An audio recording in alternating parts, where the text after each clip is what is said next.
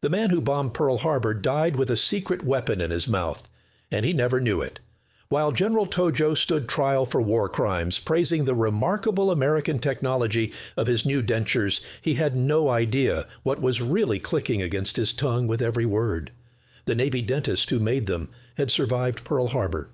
He lost friends in the attack. And when ordered to give comfort to the enemy who started it all, he agreed, but buried his revenge where Tojo would carry it every moment of every day until the noose tightened around his neck. 4 words, Morse code, drilled into the teeth of the man who thought he'd outsmarted America. Remember Pearl Harbor. He chewed on his own condemnation for 864 days and died calling those teeth a marvel of American kindness. September 12, 1946. Sugamo Prison, Tokyo. The metallic taste of blood still lingered in General Hideki Tojo's mouth.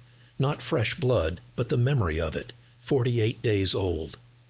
His hand trembled as it rose to his chest, fingers tracing the puckered scar beneath his prison uniform. Outside his cell window, cicadas droned their late summer song, indifferent to the man who had once commanded millions and who now sat in an 8 by 10-foot concrete room waiting to be judged by his enemies. He had expected to die that day in September. He had wanted to die. The American .32 caliber Colt pistol had felt surprisingly light in his hand, a gift from an American officer years before the war, an irony he appreciated even in that final moment. He'd placed it carefully, anatomically precise, aiming for his heart.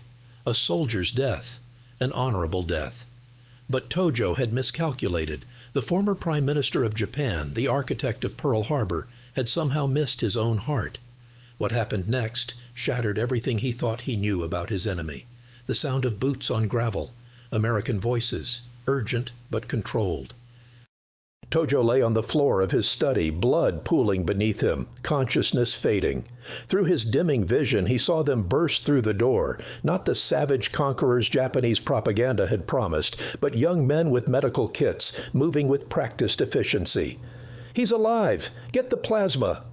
Hands, gentle hands, impossibly gentle for enemy hands, lifted him onto a stretcher. A needle slid into his arm. Something cold and life-giving began flowing into his veins.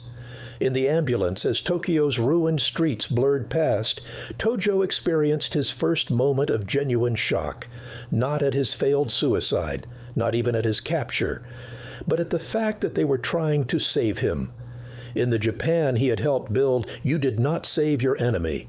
You did not waste precious medical resources on a defeated general. You certainly did not rush a war criminal to a hospital with the same urgency you would show for one of your own wounded. Yet here he was, American medics working frantically to keep him alive, their movement speaking a language Tojo had never learned, the language of universal medical duty that transcended nationality, ideology, even justice itself. The hospital proved even more bewildering. Through the fog of pain and morphine, Tojo observed the impossible.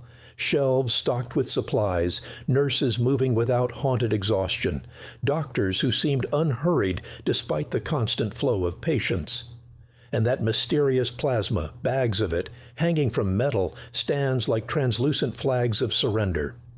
He learned later that plasma was a revolutionary American innovation, a way to store and transport blood products that Japan's wartime medical establishment had never mastered. The Americans had perfected it, mass-produced it, and now they were using it to save the life of a man they called the Razor, a man who bore direct responsibility for the deaths of countless American soldiers. "Why?" Tojo asked the interpreter, his voice barely a whisper. The interpreter shrugged. "They say it is their duty, as doctors, as humans." The answer made no sense. Duty was to emperor, to nation, to the collective. Not this indiscriminate expenditure of precious resources on someone who could never repay it, who might not even deserve it. Japanese propaganda had painted a clear picture. Americans were wasteful, undisciplined, soft from decades of decadent prosperity, lacking the spiritual strength that came from hardship. These were the same Americans who would supposedly crumble before Japan's superior will.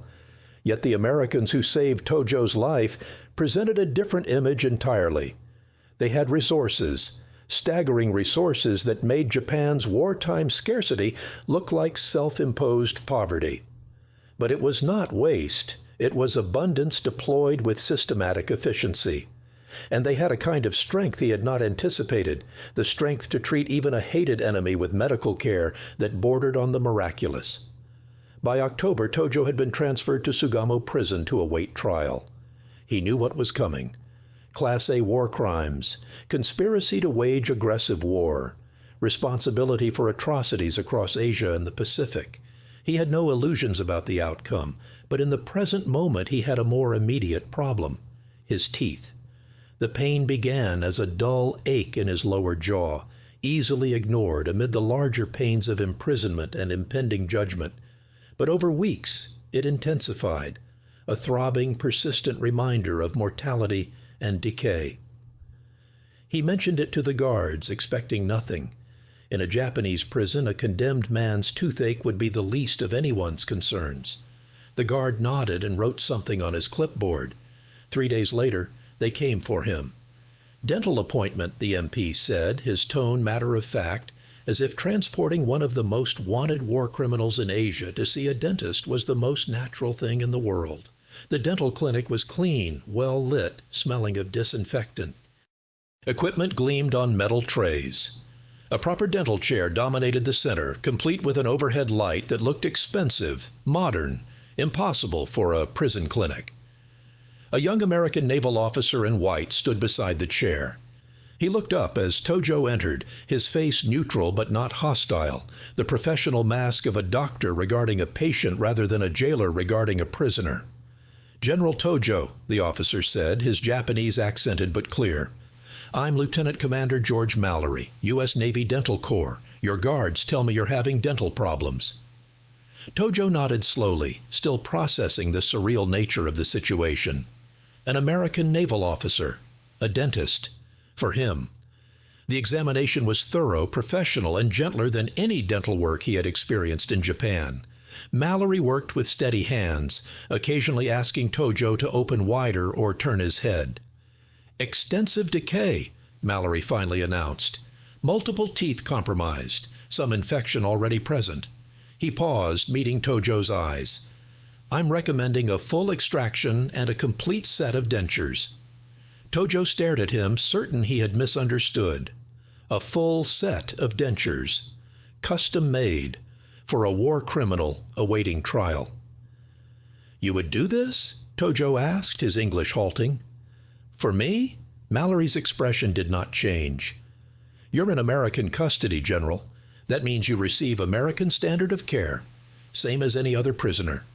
He made a notation on his chart. "We'll schedule the extractions for next week. The dentures will take about a month to fabricate." As MPs escorted him back to his cell, Tojo's mind reeled. He thought of the millions of Allied prisoners who had suffered under Japanese control, the death railway, the Bataan Death March, the hellish camps where men had died from starvation, disease, and casual brutality. He thought of how Japanese military doctrine regarded surrender as the ultimate dishonor, how that contempt had translated into systematic cruelty. And now here was America, treating its most hated enemy with a level of medical care that seemed to transcend not just the normal rules of war, but the very logic of human revenge. The extractions were managed with anesthesia Tojo had not known existed. He woke with a mouthful of gauze, a prescription for antibiotics, and a follow-up appointment in 2 weeks. The Japanese interpreter looked bewildered. "They're really making you dentures, custom dentures, the same quality they make for their own officers." Tojo said nothing. What could he say? That every act of American medical kindness was a deeper indictment than any war crimes tribunal could deliver. In the prison yard during exercise, Tojo sometimes encountered other Japanese defendants, General Matsui, Foreign Minister Matsuoka, Admiral Shimada. They spoke little, these men who had once commanded armies and fleets. But one day, Matsui leaned close and whispered, "They gave you a dentist." "Yes," Tojo replied, "and he is making you teeth, new teeth." American teeth. Yes. Matsui walked in silence for a long moment. Finally, he said, "I do not understand these people." None of them did. The Japanese military tradition that had shaped these men provided no framework for understanding an enemy who treated defeated foes not with the expected brutality, but with systematic, almost bureaucratic kindness. It would have been easier if the Americans had been cruel. Cruelty Tojo understood. But this insistence on treating him as a human being with dental problems rather than as the monster their newspapers called him was a form of psychological warfare far more devastating than any physical torture. When Mallory finally summoned him back to the clinic in late November, the first cold of winter had settled over Tokyo. Mallory held up the dentures for inspection, pristine white prosthetics that looked like small miracles of dental engineering. "We've matched them to your jaw structure. The fit should be comfortable. These are high quality. Lab did excellent work." He placed them in Tojo's mouth with careful precision, making minor adjustments, checking the bite. Tojo sat very still, feeling the foreign object settle against his gums, smooth, solid, impossibly comfortable. "How do they feel?" Mallory asked. Tojo worked his jaw experimentally. The dentures fit perfectly, snug without being tight, allowing natural movement. "Good," he said finally, the word strange in his newly equipped mouth. "Very good." Mallory smiled, a professional smile but genuine. "Excellent. Any discomfort, any problems, you let the guards know immediately." That night, lying on his thin prison mattress, Tojo ran his tongue over his new teeth again and again, feeling their smoothness, their precision. Somewhere in the back of his mind a thought formed, bitter and revelatory. We never stood a chance. Not against an enemy who could fight a total war across 2 oceans, develop atomic weapons, perfect blood plasma technology, and still have the surplus capacity and organizational will to make comfortable dentures for imprisoned war criminals. The teeth became a kind of meditation object for Tojo. As the trial progressed, as prosecutors outlined charges and evidence accumulated, as the full scope of Japanese wartime atrocities was documented in methodical detail, Tojo would sit in his cell and unconsciously work his jaw, feeling the American craftsmanship in his mouth. The irony was not lost on him. Pearl Harbor, December 7, 1941, that supposedly brilliant tactical strike meant to cripple American naval power, demonstrate the superiority of Japanese will over American material wealth.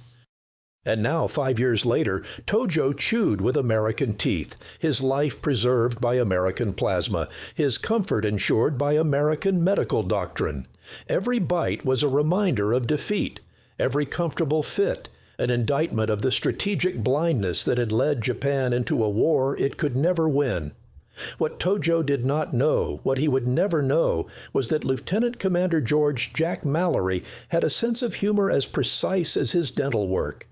In the laboratory, working late into the evening, Mallory had carefully drilled a message into the dentures, not visible to the naked eye, not perceptible to touch, but there, nonetheless, etched in Morse code into the acrylic resin. Remember Pearl Harbor. It was a prank, juvenile perhaps, but Mallory felt it earned. He had served aboard the USS West Virginia when the war started, had lost friends in that first brutal assault, had carried that date with him through 4 years of Pacific combat. Making dentures for Tojo had required every ounce of his professional discipline. The Hippocratic obligation was clear. Treat the patient before you, regardless of who they were. But that did not mean Mallory had to like it, did not mean he had to deny himself one small, secret act of memorial. So he drilled, carefully, precisely. Dots and dashes in dental acrylic, a message Tojo would carry in his mouth for however long he lived, never suspecting, never knowing. Mallory showed no one, told no one. It was between him and history, a private joke that helped him reconcile his duty as a dentist with his identity as a man who had been at war with everything Tojo represented. When he fitted the dentures that November day, watching Tojo's face register surprise at their comfort, Mallory allowed himself the smallest internal smile. Perfect fit, perfect function, perfect revenge. The secret would remain buried for decades, not revealed until long after both men were dead, discovered by historians examining old military dental records, a footnote in the vast library of World War II ironies. The trial began in earnest on May 3, 1947. 28 defendants sat in the dock, facing charges that ranged from waging aggressive war to authorizing atrocities across Asia and the Pacific. Tojo, wearing his new dentures, sat stoically through months of testimony. The Death Railway, Manila, Singapore, Bataan, Nanking. The litany of crimes was staggering in scope. Through it all, Tojo's teeth remained comfortable. When the prosecution showed photographs of skeletal prisoners of war, Tojo could feel the American craftsmanship in his mouth. When witnesses described systematic starvation and brutality, his tongue traced the smooth surface of his American-made dentures. Every piece of evidence stood in stark contrast to the single act of American medical kindness that had preserved his life and his comfort. The verdict, when it came on November 12, 1948, surprised no one. Guilty on all counts. Death by hanging. Tojo received the news with stoic expression. He had known from the beginning how this would end. But as he was led back to his cell that final time, he realized that the worst punishment was not the verdict, not the sentence, not even the shame of public judgment. The worst punishment was knowledge, the understanding that Japan had never understood its enemy. They had confused American abundance with weakness, mistaken democracy for indecision, misread generosity as softness, and in doing so had led their nation into catastrophic defeat. The teeth in Tojo's mouth, comfortable, well-fitted, evidence of surplus American technical capacity, were a more devastating indictment than anything the prosecutors had said. December 23, 1948. Sugamo Prison, Tokyo. In the hours before dawn, General Hideki Tojo prepared for execution. Buddhist priests chanted. Final messages were written. The condemned men, Tojo and 6 others, were brought one by one to the gallows. Tojo walked steadily, his American dentures firmly in place. As the noose was positioned, as the final words were said, he carried with him that small piece of American technology, that monument to misunderstanding, that comfortable reminder of everything his nation had gotten wrong. He carried unknowingly a secret message from a man who had been at Pearl Harbor when Japanese bombs fell, who had lost friends in that attack, who had nevertheless fulfilled his duty as a healer, even for his enemy. Remember Pearl Harbor. The message clicked softly in Morse code against Tojo's gums with every breath, every swallow. A ghost frequency, inaudible, invisible, but present nonetheless. American ingenuity hiding in plain sight, performing its function perfectly, while carrying meaning Tojo would never decode. At 0130 hours, the trapdoor opened. Dr. George Jack Mallory never spoke publicly about his secret message. He returned to civilian practice in San Diego after the war, treated thousands of patients, trained younger dentists. Sometimes, if pressed by old Navy buddies over drinks, he would smile and say only, "I did my job, made sure everyone got proper dental care, even the ones who didn't deserve it." But his eyes would glint with something, not quite satisfaction, not quite revenge, but a recognition of the complicated mathematics of duty and justice. The dentures themselves, removed after Tojo's execution, disappeared into storage, their secret unexamined for decades. When finally discovered by a military historian in the 1980s, the Morse code message sparked debate. Was it appropriate, ethical, a violation of medical neutrality, or a justified act of memorial? The arguments missed the point. What mattered was what it revealed about the strange territory where war meets medicine, where duty meets history, where the meticulous craft of dentistry becomes a canvas for grief, humor, and the complicated pride of men who served. Tojo had admired the American technology in his mouth, never knowing he was literally chewing on the memory of the event that started the war. The irony was perfect, complete, almost unbearably precise, like the fit of the dentures themselves.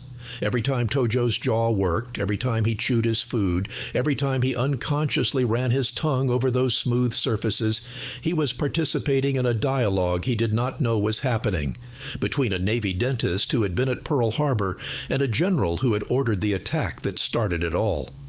Remember Pearl Harbor? The message remained. Clicks in the silence. Dots and dashes against the gums of history. A secret kept, a revenge served cold. A duty fulfilled with impeccable precision and just a touch of human spite. In the end, that is what we are left with. Not heroes and villains, not clear moral lessons, but the messy, complicated reality of people trying to navigate impossible circumstances with whatever tools they have available. A dentist makes dentures for a war criminal because that is what doctors do, and in making them, he hides a message because that is what men do when history has hurt them, and all they have is their craft and their memory and their small opportunity for voice.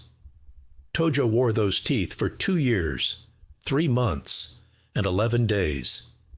He never knew their secret.